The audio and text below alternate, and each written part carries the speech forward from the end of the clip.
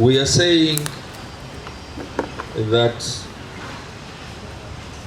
Justice Baguma Emmanuel, who is the presiding judge in the case of Dr. Besigye and of Bendera, ought to recuse himself.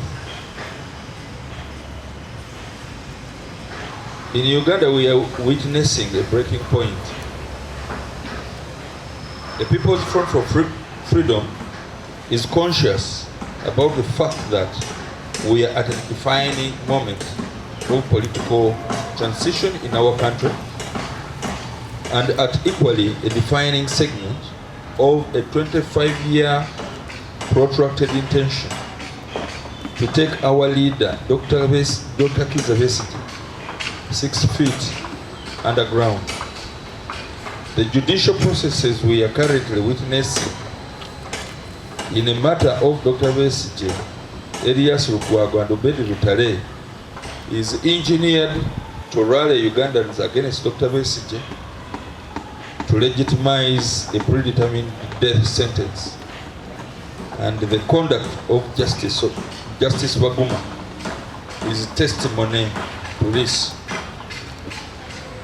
The ulterior motive of all this political melodrama is to pave way for the family political succession to take place while the legitimate opposition figures and opponents are either dead, imprisoned, or in exile. However, the most unfortunate thing is the use of our courts to implement a family political overstay strategy while oppressing Ugandans. The time is now for Justice Flavian Besigye, the Chief Justice, to step in and save the face of the judiciary and to put his house to order before the people of Uganda lose confidence in the entire judiciary, something that may result in anarchy where the people would resort to other methods of demanding justice other than the judicial processes. The People's Front for Freedom, accordingly, demands the immediate recusal of Justice Baguma from the trial of Dr. Besigye and Bendera. Every day he remains on this case, the public confidence in the judiciary dies little by little. This is not personal. This is about law, dignity, and survival.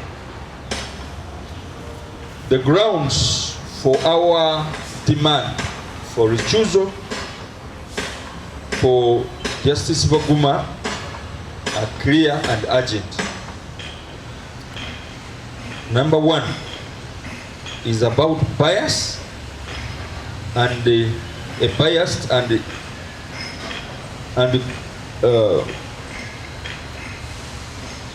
becoming judge. Article 28 guarantees a fair and impartial hearing. Justice Baguma has failed that test. He has acted as both the judge, the complainant in the Besigye case. On the very day Dr. Besigye collapsed in court, Justice Baguma sounded personal. He sounded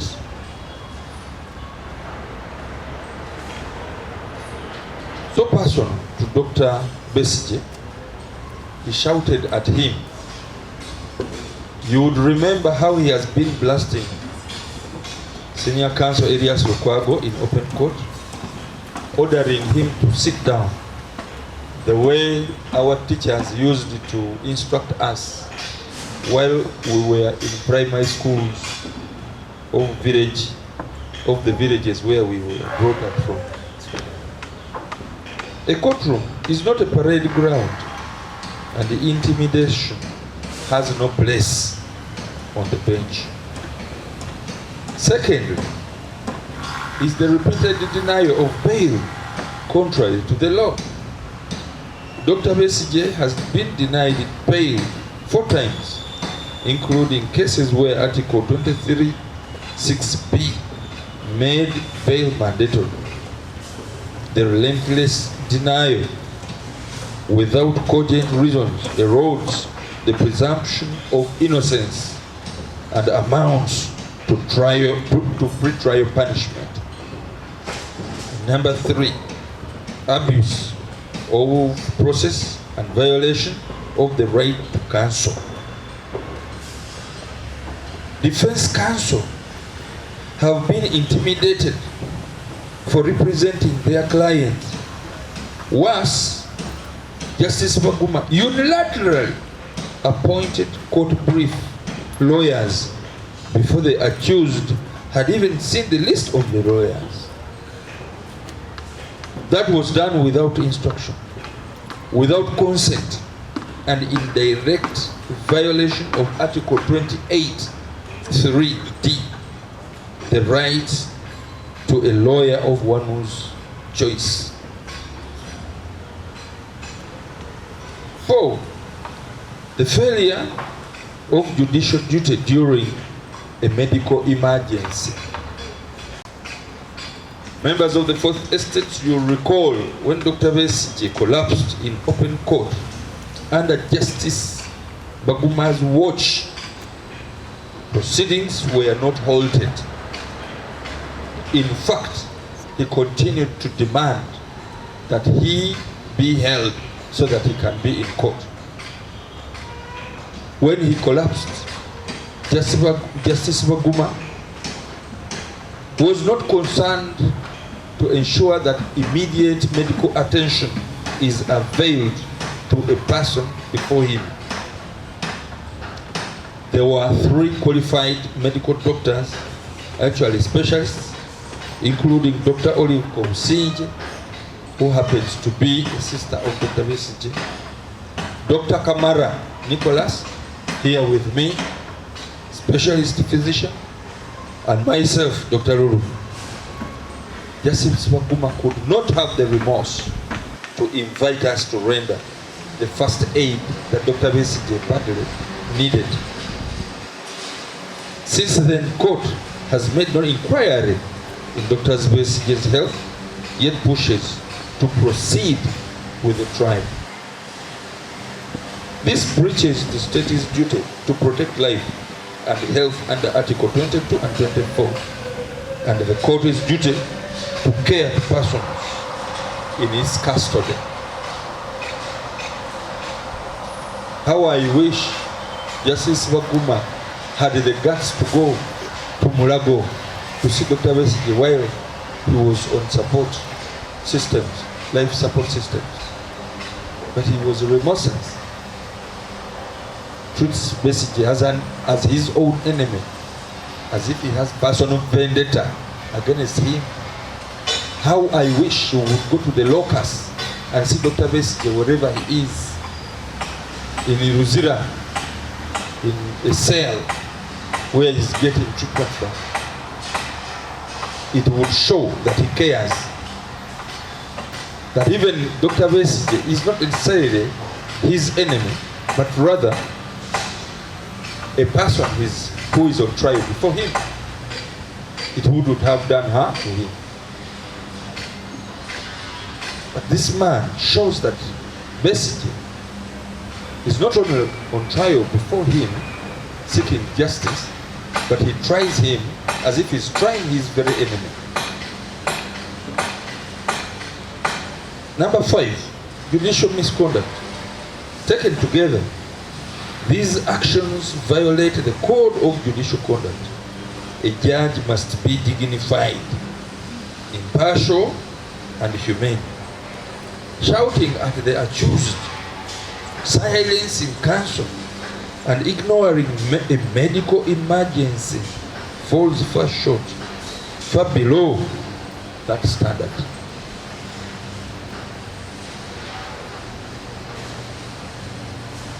Our call for medical bail. Now, A man's life cannot be sacrificed for court procedure. Dr. Besigye must be granted bail on urgent medical grounds without any further delay.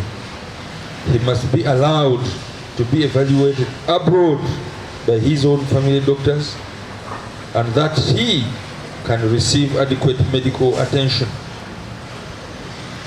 and proper care. The state's failure to act after his collapse in court has already put his life at risk, and I will come back to this. Therefore, Justice Baguma's final act before his recusal must be to grant Dr. Besigye medical bail. That is the bare minimum decency requires. Let him walk out of that courtroom alive, and let his family take responsibility of his treatment. Then he can come back and face the law when he's alive. Members of the Fourth Estate, we are medical doctors, and we know what it means to have an attack called syncope. It means that blood supply to the brain has transiently stopped, or there is impaired supply to the brain. But that is a transient, you can have a transient loss of consciousness. In other words, it can be for a short time. It can only be for a short time. In other conditions, such as the seizure, which we call fits, in Uganda we call it ensimbu. That one different. It is something somebody catches or can be born with it, and it can be lifelong. Somebody is on lifelong treatment.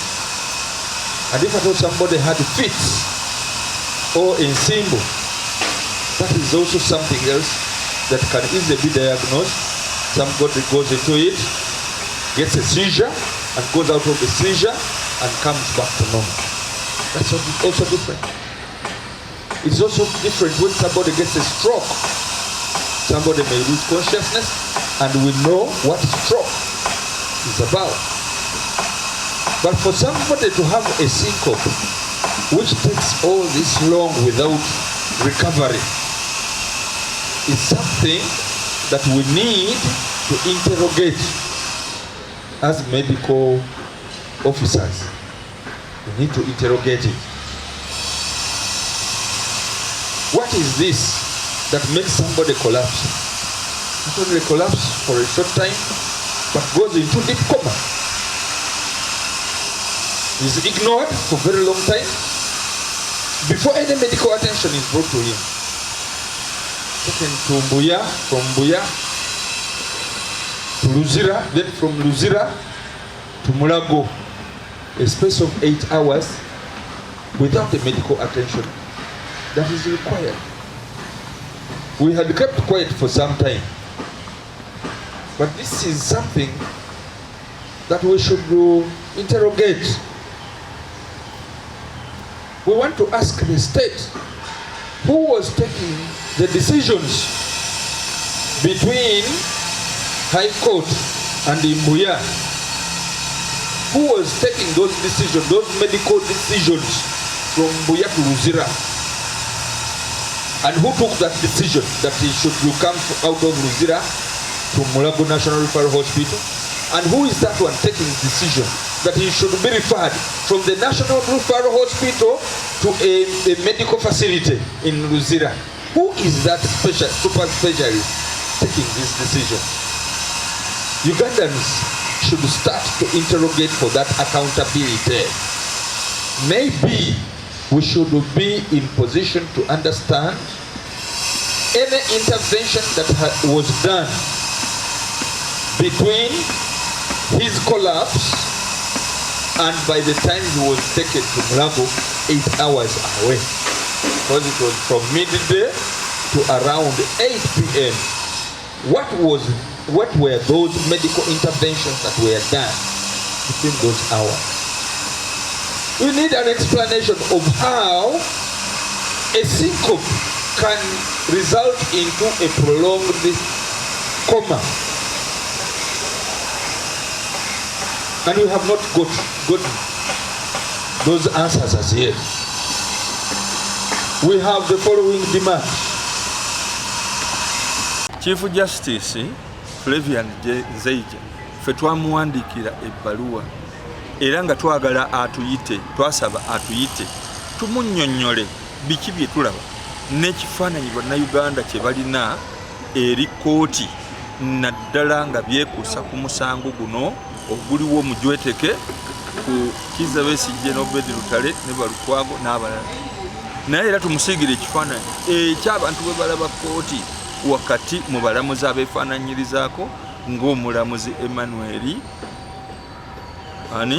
Emmanuel Baguma.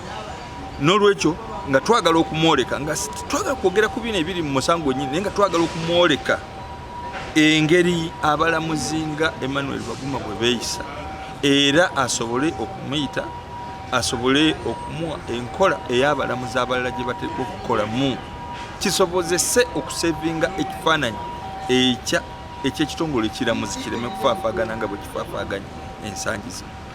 Kale no obubaka bwe tumuwa nti ye yakulira ekitongole kino kikulu nnyo mu bulamu bw'Abannayuganda era kyetaaga okuba nga kirina tukisaamu obwesige leero ne gye bujja.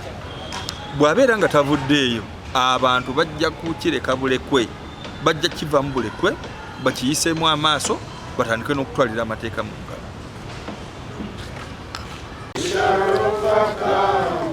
We shall